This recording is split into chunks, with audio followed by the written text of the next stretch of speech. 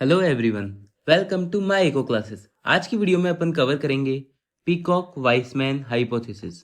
इससे पहले वाली वीडियो में अपन ने वैगनर्स लॉ कवर किया था। अगर आपने वो वाली वीडियो नहीं देखी हो तो आप आई कार्ड पर जाके चेकआउट कर लेना, आपको वो वीडियो वहाँ पे मिल जाएगी। तो मेरा नाम है दिव्यांशु शर्मा, मैं यूजीसी नेट क्वालिफाइड हूँ। आपको इस चैनल पे क्लास 11th इकोनॉमिक्स से लेकर के मास्टर्स इन इकोनॉमिक्स तक की सारी वीडियोज मिल जाती है। तो स्टार्ट करते हैं आज की वीडियो। स्टार्ट करते हैं अपन आज की वीडियो में सबसे पहले इंट्रोडक्शन से। इसके अंदर अपन ये देखते हैं कि जो पीकॉक वाइसमैन हाइपोथेसिस है ये किसने दिया है, कब दिया है, किस चीज की स्टडी पे दिया है और ये इसमें क्या कहा जाता है, इस चीज को देखेंगे।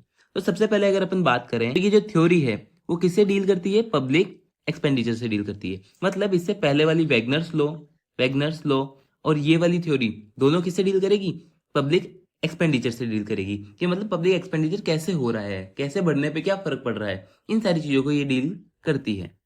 अब जो ये थ्योरी थी ये किसने इंट्रोड्यूस करी थी, तो Alan T Peacock and Jack Wiseman, इन दोनों ने ये थ्योरी इंट्रोड्यूस करी थी या फिर बनाई थी।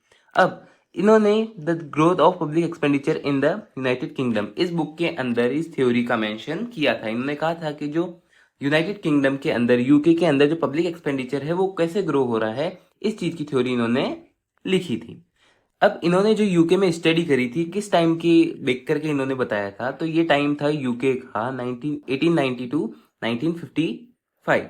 इसके अंदर इन्होंने स्टडी करी थी यूके में पब्लिक एक्सपेंडिचर की, और इन्होंने कहा था कि जो पब्लिक एक्सपेंडिचर है वो कैसे बढ़ रहा है, क्या हो रहा है, इस चीज की बात इन्होंने कही थी। अब ये जो हाइपोथेसिस है यानी ये थीसिस जो है ये क्या कहती है, ये कहती है जो पब्लिक एक्सपेंडिचर जो है ना वो इंक्रीज तो होता है बट वो स्मूथ मैनर में इंक्रीज नहीं होता। जैसे अगर अपन बात करें कि अगर अपन एक चार्ट बनाए, यहाँ पे ग्राफ बनाए और ऐसे एक स्मूथ मैनर में इसको इंक्रीज कर ले, तो ऐसे नहीं होता है। ये इंक्रीज कैसे होगा, कभी सीधा चलेगा, फिर कभी ऐसे नॉर्मल रह जाएगा, फिर वापस कभी बढ़ेगा, फिर वापस नॉर्मल रहेगा, फिर वापस बढ़ेगा, फिर वापस नॉर्मल रहेगा, ऐसे जर्क की मैनर में इंक्रीज होता है। मतलब एक रेगुलर इंक्रीज नहीं होता। और अपन कह सकते हैं स्टेप लाइक फैशन, ये जैसे स्टेप है ना, जैसे अपनी सीढ़ियां होती है स्टेप से, तो ऐसे स्टेप्स फैशन में क्या होता है, पब्लिक एक्सपेंडिचर इंक्रीज होता है। अब इन्होंने जो स्टडी करी थी जिन टाइम पीरियड की, तो वो ये टाइम पीरियड है 1819 to 1913, 1914 to 1918, 1990 to 1938, 1939 to 1945 and 1946 to 1955। इसके अंदर इन्होंने क्या करी थी, स्टडी करी थी। और इसके अंदर इन्होंने क्या क्या देखा, तो इसके अंदर अगर अपन देखें कि इन्होंने किस चीज की स्टडी करी थी, तो सबसे पहले इन्होंने देखा था कि 1890 से 1913 के अंदर क्या था, पब्लिक एक्सपेंडिचर लो था, नॉर्मल पीरियड चल रहा था। बट जैसे ही 1914 टू 1918 के अंदर वर्ल्ड वॉर फर्स्ट आया, तो अब उसको मैनेज करने के लिए, उसके लिए जब अपनी डिमांड बढ़ेगी चीजों की, तो उसको मैनेज करने के लिए इन्होंने क्या किया, सडन राइज इन टैक्सेस किया, टैक्सेस को थोड़ा सा बढ़ाया और उससे पब्लिक एक्सपेंडिचर को भी बढ़ाया, ताकि क्या कर सके, वो आर्म्स एम्यूनिशन वगैरह को फाइनेंस कर सके। इन चीजों के लिए उन्होंने क्या किया, एक्सपेंडिचर बढ़ाया और टैक्सेस राइज किए ताकि उनके पास पैसा आए। फिर उसके बाद जैसे ही वर्ल्ड वॉर खत्म हुआ 1919 टू 1938 के अंदर, अब जो इन्होंने टैक्सेस इंक्रीज किए थे वो अभी भी सेम ही रहे। उन्होंने इनको वापस रिकम्पनसेट नहीं किया, इन्होंने ये नहीं देखा कि आप वापस कम कर दो, नहीं, जितने टैक्स ले रहे थे उतने ही ले रहे थे। और इससे क्या हुआ, पोस्ट वॉर के अंदर भी क्या हुआ, जो लेवल था हाई ही रहा टैक्सेस वगैरह का, और वो क्या हो गया, न्यू नॉर्मल बन गया। कि मतलब जैसे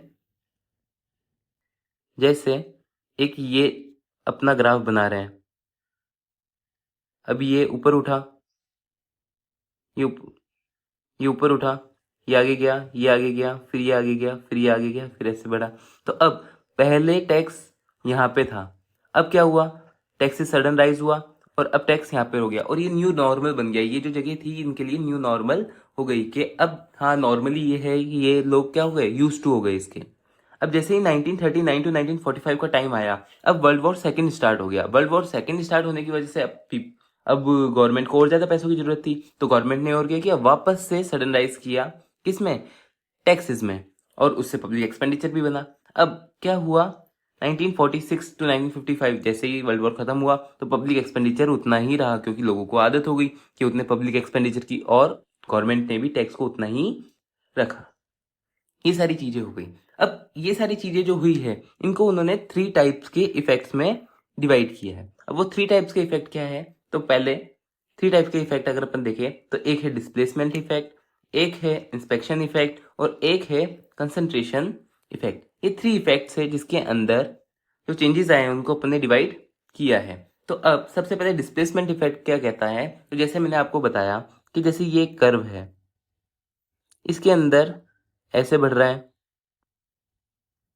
तो ये क्या है, जर्की मैनर में बढ़ रहा है, मतलब अलग डिस्प्लेस हो रहा है। मतलब पहले एक प्लेस यहाँ पे थी, अब प्लेस यहाँ पे हो गई, फिर उसके बाद ये प्लेस यहाँ पे हो जाएगी, तो मतलब चेंजेस प्लेस में हो रहे हैं। तो देखो, the movement from the old and new level of expenditure of taxation from the higher level is displacement effect.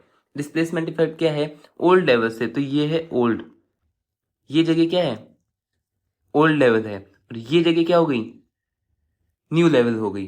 तो ये क्या होता है, डिस्प्लेसमेंट इफेक्ट कहा जाता है कि पहले लेवल से नया लेवल और हायर लेवल होना चाहिए, तो वो क्या है, डिस्प्लेसमेंट इफेक्ट है।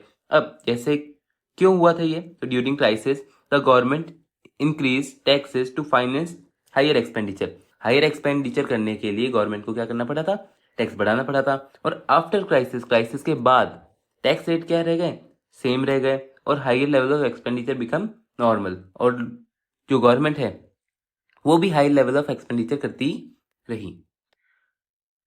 फिर नेक्स्ट अपन बात करते हैं इंस्पेक्शन इफेक्ट। इंस्पेक्शन इफेक्ट क्या होता है, तो इंस्पेक्शन इफेक्ट ये होता है, तो इसमें क्या कहते हैं, the inadequacy of the revenue as compare with the required public expenditure create an inspection effect. अब इसने कहा है कि जो पब्लिक एक्सपेंडिचर बढ़ा था और जो टैक्सेस बढ़े थे, अब वो क्या हो जाते हैं, नॉर्मल हो जाते हैं, पीपल यूज टू हो जाते हैं उसके, और गवर्नमेंट क्या करने लग जाती है, हायर लेवल ऑफ एक्सपेंडिचर करने लग जाती है। क्यों, क्योंकि गवर्नमेंट का रोल भी उसमें बढ़ जाता है।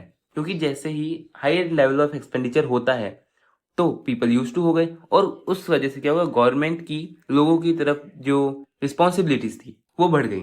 तो देखो, the crisis make people realise the importance of government spending. तो गवर्नमेंट स्पेंडिंग का लोगों को पता चला कि यार गवर्नमेंट स्पेंडिंग क्या होती है, इंपॉर्टेंट होती है ऑन द पब्लिक सर्विसेज में।